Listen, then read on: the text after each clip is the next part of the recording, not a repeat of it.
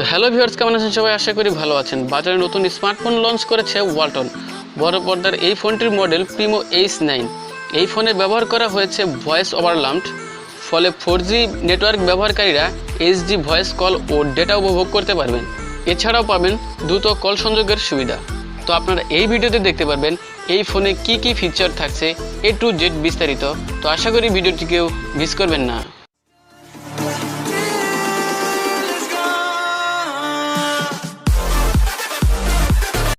এই ফোনে ব্যবহার করা হয়েছে 6.1 ইঞ্চি HD প্লাস ডিসপ্লে, সাথে থাকছে ছোট্ট একটি নচ। এছাড়াও পাচ্ছেন 2.5D কভার গ্লাস। তাছাড়াও পেছনে পাচ্ছেন ফিঙ্গারপ্রিন্টের সুবিধা। এই ফোনটি রান করবে অ্যান্ড্রয়েড 9.0 পাই অপারেটিং সিস্টেমে।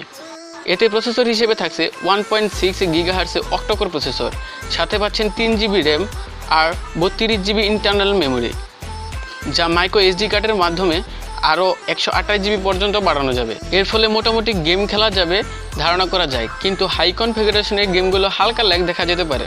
এছাড়াও ফোনের পেছনে রয়েছে LED ফ্ল্যাশযুক্ত 30 মেগাপিক্সেল ও 2 megapixel auto focus dual camera.